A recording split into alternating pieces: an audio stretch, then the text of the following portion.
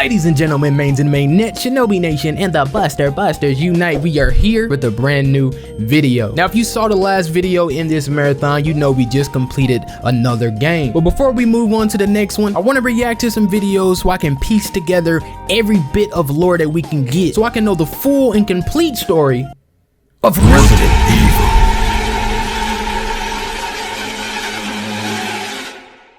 Yeah, bro, I've been hearing for a while now that Resident Evil 3 Remake is, you know, it cuts so much from the original Resident Evil 3 Nemesis. So we're going to be reacting to that OG game, the recap of that. And I also found a video that's going to be, you know, going over all the stuff that was cut. So hopefully it wasn't anything too major. That would be kind of messed up if, you know, the remake cut out some major plot points or something, but only time will tell, and we're gonna find out today. Let's get it. Released by Capcom in 1999 on the PlayStation and later ported to multiple platforms, Resident Evil 3 Nemesis would be another sequel to the original installment that takes place concurrently with Resident Evil 2.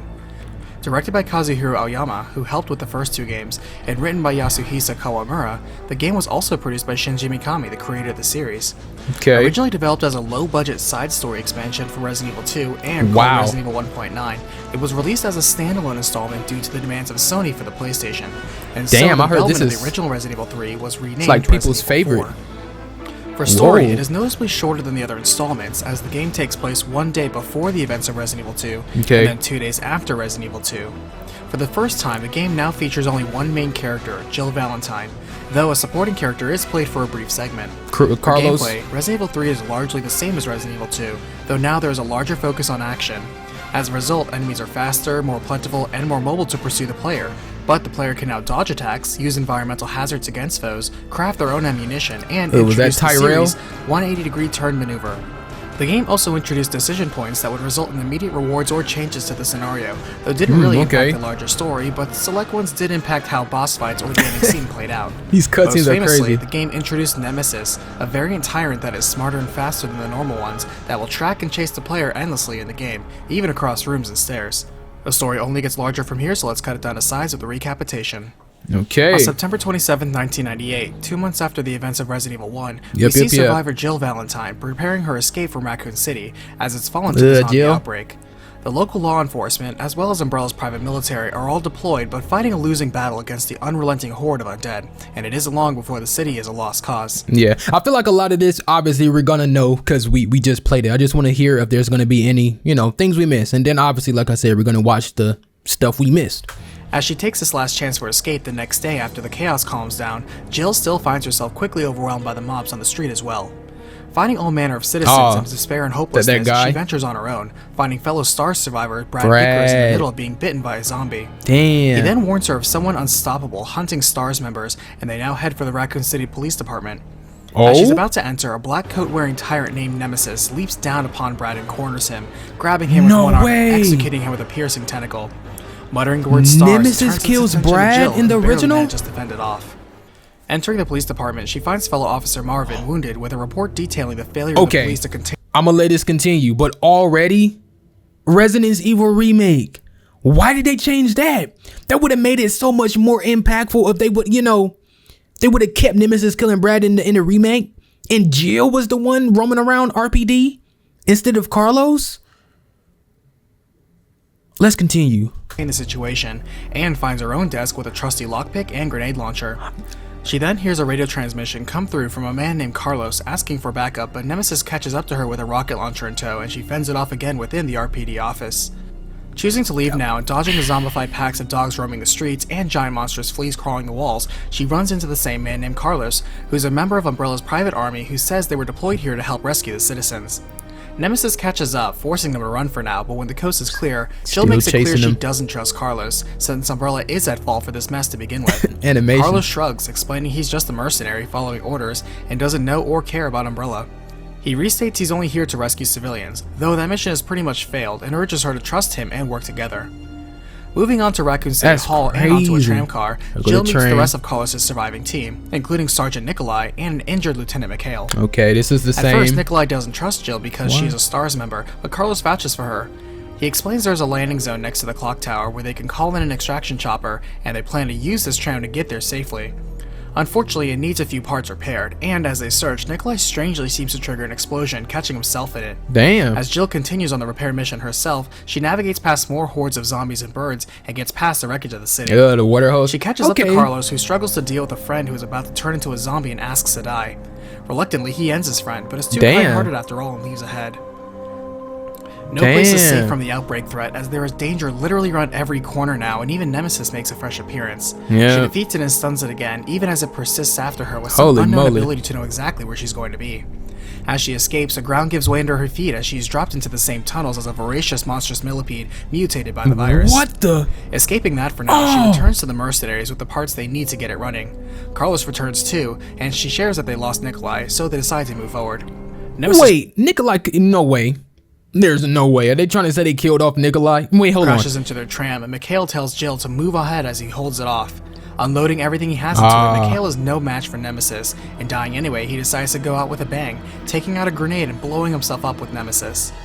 While the sacrifice does shake Nemesis off their trail, it also takes out their brakes, and they careen off the rails and smash into the clock tower they needed to get to. Carlos was with Jill and Carlos manage to dodge any major injury, and as they move onward and upward the spider-infested clock tower, Nemesis is never too far behind.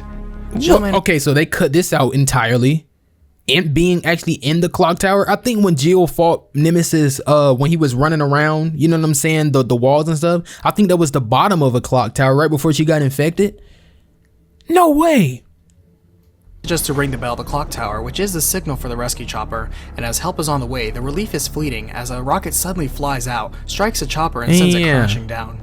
As Nemesis reveals itself as the one to fire the shot, it leaps down on Jill now and stabs her with his tentacle, poisoning her with the virus now. She stuns Nemesis again, this time causing it to stumble into the nearby flames and collapse, but Jill now collapses due to her infection, though fortunately Carlos is not far behind, able to save her for now. Jill wakes up 2 days later with Carlos tending to her and is very concerned that she knows she's infected but doesn't feel anything. The player now takes control of Carlos, who heads to the nearby hospital to try and find some way to help Jill. So this is the Things same. don't look hopeful as he instead finds a hospital overrun by a new type of hunter Look at them POW. things, okay. He is surprised to find another mercenary who's been shot and claims it was Nikolai, whom Carlos thought was dead. The man puts a gun up to Carlos, not knowing who to trust, but an explosive booby trap kills him. Is that Tyrell? By a stroke of luck, Carlos finds this hospital was an umbrella facility, testing an experimental vaccine, and follows the instructions on how to synthesize it. As he leaves, he sees the whole building is rigged with explosives and gets out just in time as a hospital and hope for a cure is destroyed right behind him. En route back to Jill, Carlos is suddenly jumped by Nemesis, now much more mutated than before, and manages to fend it off long enough to get away. Making it back to Jill, he administers the vaccine and she claims to feel better already, and he also shows Nikolai not only alive, but now their enemy. Carlos runs ahead, saying he has to take care of something and will meet up with her later, and the player resumes control of Jill. I ain't gonna lie. You know, at first it was starting off, you know, the same, you know, and even now, even with the changes and the stuff that was cuts, it's obviously the same story. But I feel like it would have been so much better if they kind of remade this one for one. You know what I'm saying? Like Capcom, we might need a damn director's cut or something. You know? Because I kind of like how this one is playing out a little bit more. But Remake was fire too, though. It's like let's keep watching. Stretching her legs with another confrontation with Nemesis, she cuts through Raccoon Park and finds another man who's been shot to death and not killed by the local monsters, with orders from a group called the Supervisors, who have explicit orders to observe and collect combat data on the Umbrella mercenaries in regards to their guinea pig and its missions, as well as destroy the hospital and any evidence within of experimentation. Whoa. She then finds a hut in the cemetery with a secret room within and reports from the Supervisors, observing the effects of the outbreak on the citizens and wildlife in the city, along with suggestions of future weaponization. Yeah, this is all new. She also finds out the name of Nemesis and its mission to hunt and destroy STARS members as a test for its aptitude. Finally, there is a notice that the Raccoon City project will be abandoned as the government will destroy the city tomorrow. Okay. She's caught by Nikolai, who did fake his death earlier, and he explains he has an employer who's paying him to observe and report the combat effectiveness of the outbreak. Okay, it's the same, they just made it go in a different way. So it's like, we might not need a director's cut, but it's like, I don't know, I feel like it would have been nice to see it in the RE engine playing out like this, but the details are still the same, you know? Oh man, seeing it like this though, after playing the remake, it's like, damn, you know what I'm saying? But okay. He admits, however, that his team was not meant to be overrun as easily as they were, but this too is valuable data. A violent tremor scares off Nikolai, who knows it's a mutant nearby, and the giant millipede from before, codenamed Gravedigger, erupts from the ground, collapsing everything around it. This is new, Jill has though. no choice but to fight and survive as she manages to trick it into getting electrocuted to death. They could have, bro. The remake, could have afforded to add another boss. The millipede, that would have been heat, bro. Catching up to Carlos, Carlos shares with her he learned the army will fire a missile into the city at daybreak and wipe everything out, but also learn of a chopper on a nearby helipad they can use to escape. As they now hurry to escape the city, Jill is fired upon by Nikolai, who confesses he killed all the other supervisors, so only he will get out alive with valuable information. Damn. And must be paid top dollar for what he knows. Jill then wonders why he's trying to kill her since she's not a supervisor, and he says a special bounty has been placed specifically for her head. Whoa. Suddenly, something grabs Nikolai from above and kills him, ending his threat there. Though not far, the rampaging Nemesis continues his chase for Jill. She edges out a win in a waste disposal room and triggers a sequence that tosses Nemesis out with the trash into a pool of acid. Okay, is he gonna come back again? Before the expected missile, Carlos Nikolai dies Jill that he's with the before? chopper, and Jill passes through another experimental umbrella hangar housing a test railgun. To her surprise, the partial remains of Nemesis leaps in and mutates tremendously into a hideous but gigantic abomination. Okay. Powering up the railgun, she tricks Nemesis into its firing path, and the persistent tyrant is finally reduced to a smoldering but still writhing corpse. Picking up a nearby magnum, Jill fires round after round into Nemesis, showing the true tenacity of a STARS member, until enough is enough and Nemesis finally blackens and dies. Wow. As the game ends, Carlos says the second chopper has come specifically for her, and she's surprised to find its fellow STARS survivor Barry Burton here, telling her he wouldn't let her die. He tells her Umbrella will pay for this, as they watch the missile veering straight for the city. The impact blankets the city in fire, vaporizing everything, as Raccoon City is gone in an instant, and Umbrella succeeds in covering up the incident they caused.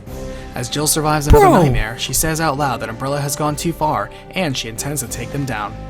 Resident Evil 3 Nemesis has enjoyed success of selling over 3.8 million copies worldwide. Wait. After escaping the city, Jill set out to join Chris Redfield. However, all she found was an empty hideout of Chris's. On the floor was Chris's knife. Jill left without hesitation because she firmly believes that Chris is still alive. She will search for him until she finds him. Then they can go and put an end to Umbrella. Bro! When I see this and I think about what we just played with Resident Evil 3 Remake, it's like, okay, Capcom, they did a good job at trying to take this OG and piece it into something new. But, they had the details, but it's some small stuff and some major stuff that definitely should have been in here. Barry was the one flying the helicopter at the end. That should have been in there.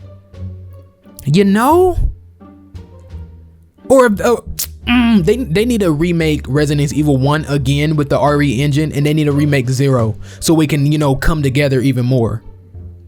Because if you were playing Resident Evil 3 Remake first like me and you didn't know about Resident Evil 1, if they would have showed Barry flying the helicopter, then we'd be like, who the hell is Barry? But still, they should have did that because there's hardcore fans out there. And I'm turning into a hardcore fan.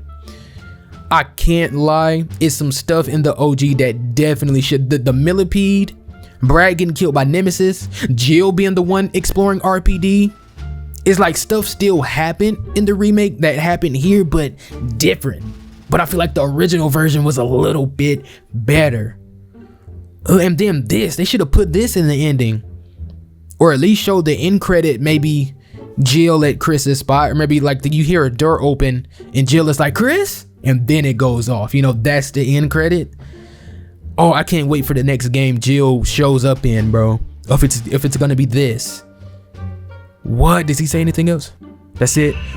Bro, I don't even know if I need to watch the video when it's talking about all the cut stuff. Let me just look through the comments. Oh, snap. Great video, but the RE3 remake cuts even more content than what was already mentioned. Damn, ain't no way. Okay, the STI Eagle was a race gun. Oh, just weapons? I don't really count that. If they cut certain weapons, I guess that's kind of like, but freeze rounds. Okay, this is like just weapon stuff. All puzzles from the original RE3. Yeah, I was saying that through our Let's Play. There was like no puzzles, in the original RE3 intro, the RPD cops held off the zombie horde in a desperate last stand in the middle of the city. We did kind of see that in the video we just watched. That would have been cool to have a different, intro showing more of that. Dario, oh, that's the guy that was hot. Yeah, the guy who hid in the container can be found later being devoured by zombies. A girl, allegedly his daughter, can also be found killed by zombie crows. Damn. And that's like a detail that didn't need to be in there. It's nothing major. It would have been messed up, but depending on choices made, Nemesis will either kill Nikolai or Jill will fight him instead while he is piloting a helicopter. Nikolai is piloting the helicopter? Okay, because they did say we had choice. You know what I'm saying? So I guess Capcom decided to have Nikolai's death be, you know, by the helicopter instead of... It would have been cool to see him get killed by Nemesis though after everything he was doing in the game. When Nemesis is defeated by the railgun, Jill finish him off. Oh yeah. You want stars? I'll give you stars. Ah. See? She did say that in the remake. It was just before. It's like Capcom was definitely aware of what was being cut out, but they tried to, like, maybe it was a budget thing or a time restraint thing. And if that's the case, then they did a great job because they still got like some of the main meat in there. They just had to sacrifice some stuff that I guess wasn't going to carry over. Like the millipede boss would have been fire, but would that matter for future Resident Evil games? You know what I'm saying?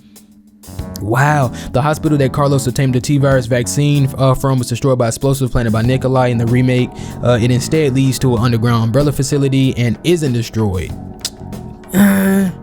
You know, it's like, I can't say that I'm mad, you know? I've been seeing people, you know, like when this game came out, 2020, they were like, you know, this cut everything. This is bad. This is the worst remake, yada, yada, yada. It wasn't like everybody was saying it. People praised this game as well, but... Man, exception to say the least. Okay. While it is a very enjoyable game, yeah, I might not need to watch this. Current status of stars, car mana notes. Because after watching the other recap, I picked up on what was cut. You know what I'm saying? Puzzles, yeah. I kind of picked up on what was cut. And in the remake, it was scrapped and replaced with the grenade launcher. More weapons and stuff. Costume being the Star's uniform and Jill's classic uniform. Crafting ammunition was a new feature. Costumes or something? These costumes never made it into the remake, and instead we only... Hold on, what the costumes that we had? One used. The original game had 8 costumes. That's the Dino Crisis girl. Claire was wearing that in our freaking Let's Play. See what I'm saying though? Capcom, they known for putting hella outfits in their game. That's why I'm doing what I'm doing, bro. You know what I'm saying? I be seeing some comments be getting on my nerves talking about just play the game regularly. Like, bro, watch somebody else. You feel me? Some of them serious, others silly, and one silly, from Dino exactly. Crisis. Capcom is known for silly costumes in their games, bro. I'm just, you know, spreading the silly costume message. The original game featured several points where the player would be faced with a sudden decision to make. An example of this is Nemesis arriving without warning and Jill needing to decide to stay and fight or run for safety, forcing her way to find that would have been kind of cool, but at the same time it's like, it would have been some cool replay value though. Since this game was so shorter than RE2, it would have been cool for replay value. My camera about to die, hold on. All right, y'all, I got my older camera on, so sorry if it gets blurry or anything like that. It starts looking crazy, but we back. And yeah, like I was saying, the player decisions, it would have been cool, but it wasn't like, The only thing I can really see benefiting from that would be the replay value, because you'll be able to replay it and choose the different thing. And yeah, I feel like more costumes should be in the remakes in general. RE2 had a lot of costumes, 4 had a lot, you know. But yeah, 3 should have had some more. 3 should have had some more. And honestly, I feel like they should add DLCs to some of these. It ain't too late. Capcom, add, you know, something else to this. Premise was interesting, but ultimately made no real difference in terms of player progression. This was something that we never got to see in the remake, which if added could have given the game more replayability. Exactly what I was saying. In the clock tower sequence of Resident Evil 3, there were giant this was spider entirely enemies. cut. Since the clock tower sequence never made it in the game, we never got to see the giant spider enemies. We did see, okay. However, we still did get to see a similar spider enemy called Drain Diemos in the remake. Drain Diemos, that's their name? Was an item that cured poison in the original game. In the remake, if you were to get poison, you would instead use a green herb, which would cause Jill to puke up bugs, thus curing the poison. Raccoon Park was yet another big location. Can't you still get blue herbs? I thought I saw some through... Or actually, I don't know if you saw any blue herbs in the remake. I know we saw them in 2. And we did see her puke when she got the green herbs when we were with the Drain Dimos, whatever the hell them things are. I'm going to call them big infected spiders, you know? Resistance. Okay, now that's going to piss me off. I forgot about that. Resident Evil 3 did have the little Resistance multiplayer game. If they cut stuff due to that, that's gonna make me mad, because I don't think this Resistance game didn't really go far. I wasn't playing it when it dropped. I think it was popular for a minute, I think it's still like service or whatever is still on for it. But that which was a boss encounter. that would be messed Fan up. favorite Mercenaries game mode was in the original game and could be obtained after beating the game. This was most likely scrapped and replaced with Resident Evil Resistance. In the original game, a fan favorite character, Barry Burton, did make an appearance by rescuing Jill. Okay, now that's kind of messed up. I was introduced to Mercenaries when we played the original RE4 and for Remake. I think it was in 8, and I like Mercenaries. See, that was what I was talking about. It's not too late. Capcom release a Resident Evil 3 Remake Mercenaries DLC now. This game came out in 2020. So what if it's, finna be 2026, bro? Shoot. That would be heat, even though rumors are saying Resident Evil Requiem might have some type of Mercenaries mode. That would be cool. Especially if we don't see a lot of OG characters actually show up in the campaign. It would be nice if we can get them in a mercenary type mode. You feel me? Ladies and gentlemen, okay, I think we saw a lot of what was cut. I don't think I need to watch this whole video.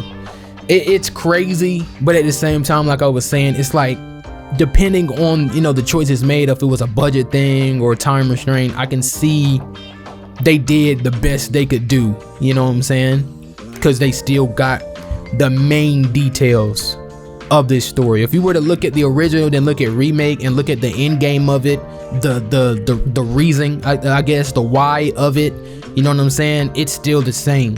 It's just the smaller details and realities, I guess, are what's different. Man, guess it's like you just gotta choose which one you think is better as a player. And I can't even lie, I think the OG might be better. Obviously, to me, the Remake is better when it comes to gameplay and graphics, but the story and how stuff kind of turns out, I feel like the original might be the better game when it comes to that. But y'all let me know what y'all think, man. We're gonna end this up right here. This is gonna be our official end to Resident Evil 3. The next couple of videos in our Resident Evil marathon honestly will be recaps. We're gonna be recapping Umbrella Chronicles, because I think that's gonna be covering some other missing details from like Resident Evil 0, 1, and 2, as well as 3 and the aftermath of 3. And then I think the next game after that is Code Veronica. We're gonna try that, but then we're most likely gonna recap it. And then I think it's Resident Evil 4, and from there we should be straight gaming. I don't know if there's any other recaps. If there is, I'll let y'all know, and y'all can let me know if there's any other canon games that come after Code Veronica, and we can get that in there, recap them, so we can get lored up, man, because that's the main point of this marathon, is so we can know everything we need to know when it comes to the main big lore before we get into the next big installment in the Resident Evil franchise, and that's obviously Resident Evil Requiem, man. I love this franchise. This is definitely becoming one of my favorites. But we're gonna end this up right here, man. Stay tuned for the next video. Stay tuned for the next Resident Evil video. And with that being said, I hope y'all enjoyed. If you did, do me a favor, hit the like button, subscribe if you're new, hit the bell so you know when I'm posting, man. Share the content, share the channel, do all of that. I'll see y'all in the next one. It's your boy Kai SMG. Peace.